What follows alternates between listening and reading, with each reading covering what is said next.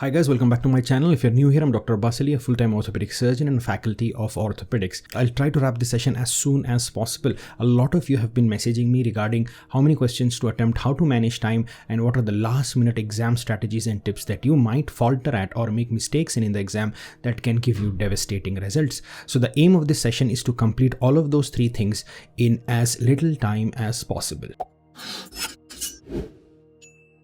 I didn't want to make this video so late just before your exam, but there was enormous amount of hue and cry from students asking me three important things. Number one, how many questions to attempt on exam, and number two, how to manage time properly, and number three, how to rule options and the various other tips that I can suggest to them so that they can prevent devastating silly mistakes on the exam. So I'll try to cover all these three things as soon as possible. Also, before we begin, if you're not subscribed, subscribe to the channel and share this video with your friends who are going for the exam. And also, I will love it if you hit the like button and comment what you liked about the video. And if there is something else that I didn't talk about, please let me know. I will reply in the comments. So without further ado, let's get on with it. So if you look at the screen, these are the three things that we're going to talk about. Number of questions to attempt, what should be your attempt ratio depending on the difficulty of the exam.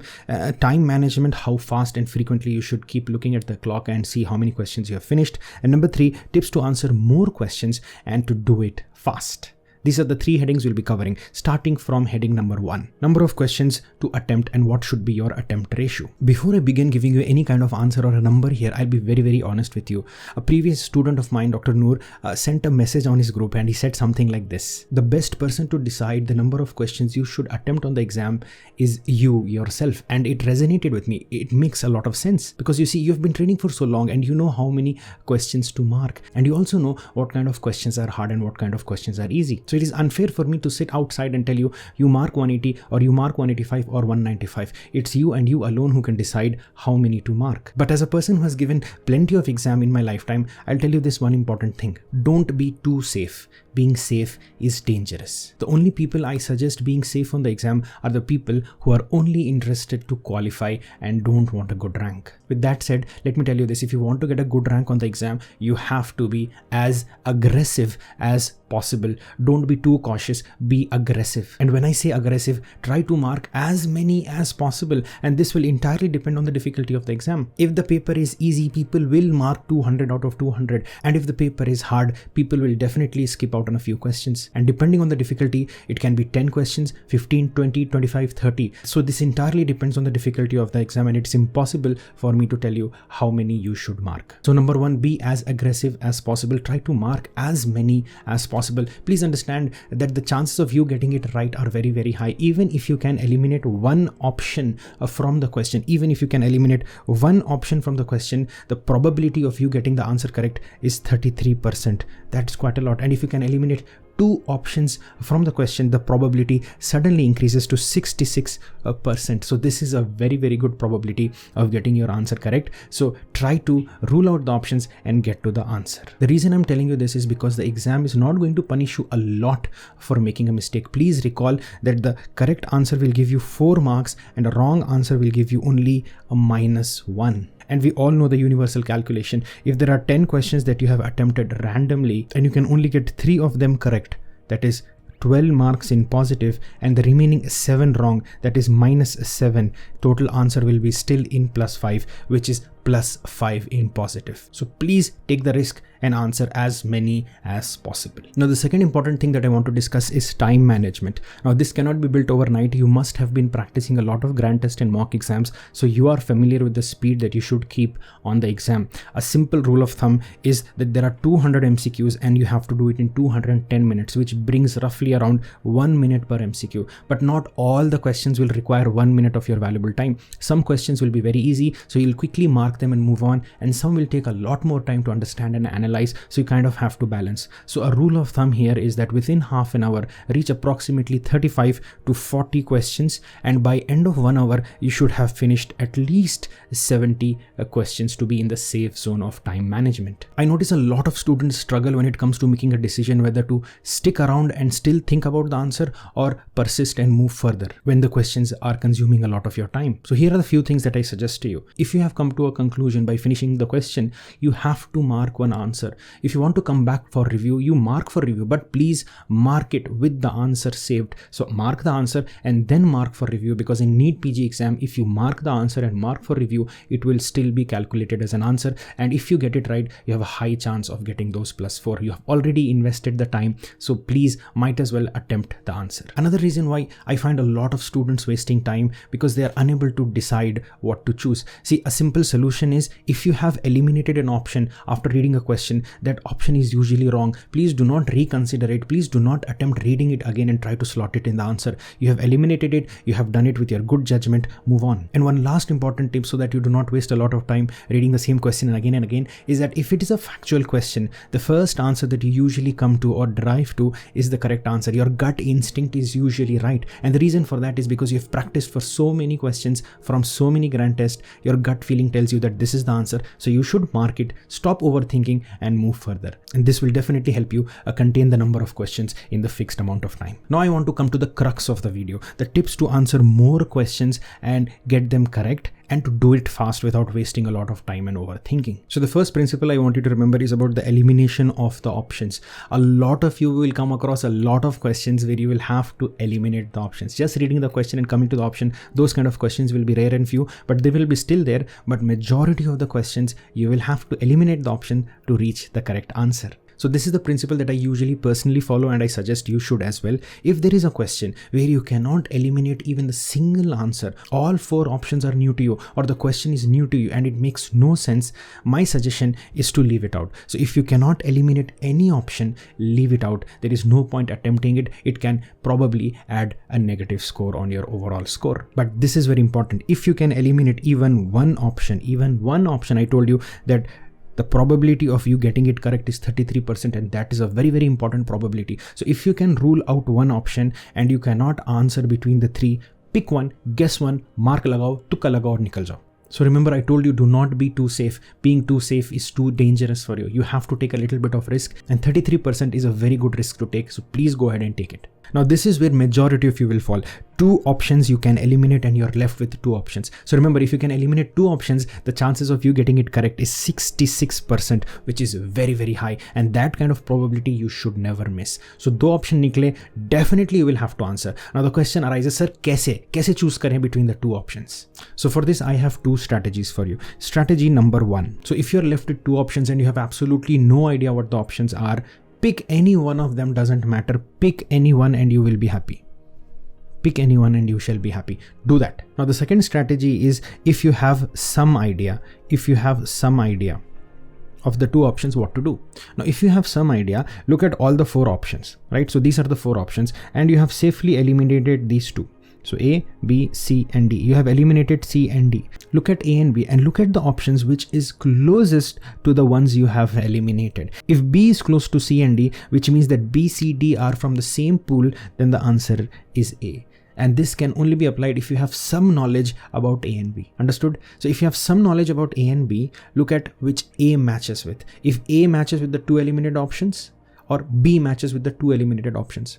Whatever matches with the eliminated options will also get eliminated, and the last standing option is usually the correct answer. So of the 2 remaining options, the one closest to the eliminated options is the wrong answer. The remaining or the last standing option is the correct answer. Okay? Now the third strategy is, among the 2 options that you have left with, you only have idea about one option. So if you have good idea about one option, now the answer depends on your knowledge of this one option. Milk it as much as possible. Try to think so hard about that option. Try to fit that option in the question provided. Now there will be 2 outcomes. Whether the option matches the question or it doesn't match the question. If it matches the question, that remaining option matches the question, that is usually the answer. And if it does not match the question at all, then the other left option is usually the right answer. Samajh aa gaya? So if you have 2 options left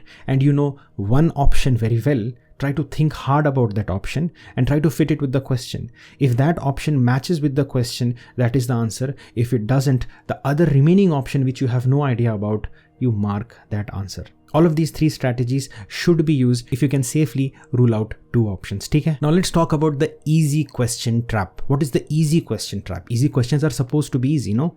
No, they can usually be a trap. Not trap because the examiner wanted it to be trap, but trap because your brain has laid a trap for you. So what are the 2 problems when you come across easy questions? Number 1 is overconfidence. And number 2 is analysis paralysis.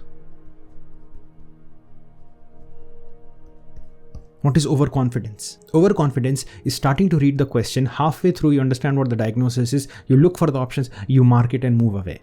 You do not finish reading the whole question. You do not finish reading all the options. This is a critical mistake. Avoid it. Don't be overconfident. Read the question in its entirety. Read all the options, and only when you're confident with the answer, mark it and move on. Just because it's easy doesn't mean it deserves importance. It deserves importance. Each question carries equal marks. The second easy question trap is analysis paralysis. Sometimes you come across an easy question and you start overthinking. You start to think it's directly from the notes, it's directly from the class, it's exactly what Abbas sir taught me. Can it be the answer? Can it be so easy? This is NEETPG exam, this is AIIMS exam, this is the most difficult exam that I'm going to write in my life. Can the question be so easy? Yes, the question can be easy, because remember, the teachers who are teaching you, these are not dumb people. These are exceptionally amazing teachers. So each one of you, understand this, each one of you learning from the teachers, any teacher, doesn't matter. These are amazing teachers. They have done a lot of hard work to get to these answers. So these teachers come with quite a standard. So never underestimate your teachers. They have taught you what the exam is going to ask you. And that has exactly happened. You got an easy question because the teacher taught you. So don't underestimate your teacher or overestimate the exam. If you see the answer that is out of your notes or your class or the teacher has taught you exactly, mark it and move on. You have worked hard for it. Now, the other issue here with analysis paralysis, if you're starting to overthink a question, this is what I want you to do. Look at the question. Is it a factual question? Or is it a conceptual question? Is it a factual memory-based question, or is it a conceptual analysis-based question? If it's a factual question, I told you, go with your gut. Your first response is usually correct. Mark it and move on. Don't get into analysis paralysis. But if it's a conceptual question, look for the traps. You have learned about these traps on your exam. Your teachers have taught you about these traps. If it's not a trap, mark it and move on. But if it is a trap, reconsider your answer. And I'll give you a simple example from orthopedics. What is the most common bone tumor? The answer is metastasis. If I ask you what is the most common primary bone tumor, then the answer changes to multiple myeloma. Similarly, what is the most common benign bone tumor? Osteochondroma. What is the most common true benign bone tumor? Then the answer changes to osteoid osteoma. So these are the traps, and you know about these traps because your teachers have prepared you for them. So trust your teachers. Easy questions means you have prepared well. Don't worry too much about them. Now the next issue is with the long questions. Now we are not expecting a lot of long questions, but when they show up, please understand these are the questions that will kill your time. So you have to be very careful with your time invested. So this is what my strategy for long questions would be. Before starting to read the long question or committing your time to it, look at the options. If the 4 options are absolutely new to you or from a subject that you have not read well, leave that question and come back to it later, because even if you read the question multiple times, you will not get the answer because you're not familiar with the options. But if you are familiar with the options and understand that where it is coming from, then go ahead and read the questions. That way, you'll be saving your time and prevent yourself from rereading the question. Okay? So what did I say? Look at the options first before you look at the question. Now, another important thing about long questions is that, so sometimes what happens is, even though you have finished reading the long question, you have forgotten what it was asking you. So this is what I suggest doing. Reread the last line of the question. Usually that is the specific question the examiner is asking you after the clinical vignette. And the last thing that I want to talk about in long questions is that sometimes a lot of information is given and you will have a differential on your mind. The usual diagnosis or the answer comes from the age of the patient. There are many conditions that occur only in children. There are many conditions that do not occur in children. So remember that diagnosis usually comes with the age. So if you're confused, look at the age, come to the diagnosis and answer the question. Now in this section, we'll talk about the silly mistakes that you know you're going to make if I don't tell you now. Number one, and the most common silly mistake I notice a lot of students make before the exam is they forget understanding that the question is asking about all are true except versus all are false except. So whenever you're reading this question, please come to a conclusion what the question is asking you. For example, all are true except means that the examiner is asking you for the false statement. So look for the false statement. So when you read the options, you can mark them true, true, true, false, and look for the false option and mark it and move on. If the question is asking about all are false except, means that the question is looking for a true option. So when you read the options, look for the true option. And it has to be true to the question provided. For example, the question is about a giant cell tumor. Look for the true option that matches with the diagnosis of the question. That way you will prevent a silly mistake, because sometimes you will miss this except, which will cost very, very dearly to you. Now, another silly mistake that I notice the students make is based on the image-based question. See, suppose this is the image, right? So I want you to focus on 80 to 90% of the image. 80 to 90% of the image will be straightforward, showing you some classical fracture, some classical diagnosis, some classical radiological finding. Now, majority of the students will be stuck upon that 20% of artifactual area, 20% of area which doesn't make much sense, and that is drawn attention to them. So for example, if it's a clear-cut Boneteacher fracture where there's a fracture of ulna with a radial head dislocation, students sometimes pay attention to the distance of the radius, look at the gap that is increased between scaphoid and radius, the gap that is increased between radius and ulna, and think of it, no, it cannot be so simple. Usually the image-based questions are not hard. They are very straightforward, expecting you to know what the diagnosis is. So if 80% of the image is suggesting you some answer, please go with that. Don't overwork it in your head. That remote part of error on the image is just there so that you can get confused. Please don't worry about it. 80 to 90% जो exam में image दिखती है वही answer है, mark करो और निकलो. Also, another important thing about image-based spotter type of questions, where the question is a very short spotter direct wala question, the first thing you should do is you should look at the image. Most of the times the diagnosis will be really straightforward. Once you look at the image, then you look at the options. When you look at the options, your diagnosis will be confirmed. And then you look at the image again just to make sure that the image is not any other option. And once you have done this back and forth with the image, option and image, then you go to the question. You will understand that the question is now reinforcing your diagnosis in the head.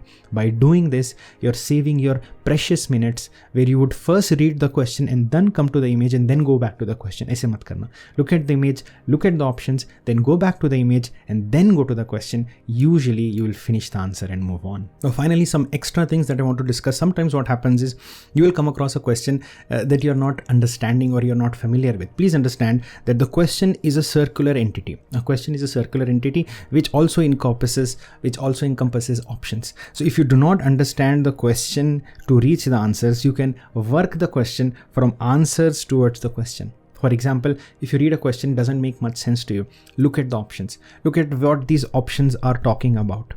Right? So if the question is talking about any pathology or condition about the kidney, look at the options. If two of the options suggest that the disease of the kidney and two other options, one says it's a brain disease and the other says it's a heart disease, you can easily rule out heart and brain condition, and the answer would be between these two kidneys. So sometimes when you're confused by reading the question, it doesn't make much sense. Look at the options and work your way backwards. So I hope I answered all your questions that you've been bombarding me on Twitter, on Telegram or Instagram. If there is anything else that I have missed, please write it in the comments. I'll try to answer. I know this is pretty late, but I really wanted to put this out because so many of you were asking this question. Please share it with your friends and hit the like button so that other people who go on YouTube can find it on the algorithm and it can help them. And one last thing, please remember, you need to sleep well for this exam. This is not your professional exam where you go for a night out and then regurgitate the information that you have consumed the night before. This is not one of those exams. This is the exam where you have to understand, analyze, rule out the options. So the information has to be coming in from all the parts of your brain, and that can only happen if you have a fresh, tidy, neat brain which is well relaxed and well slept. So stop scrolling now, just share this video with your friends, and good night guys. I wish you all the best. I will see you on the other side. I really wish that you find the success that you are looking for. Bye bye.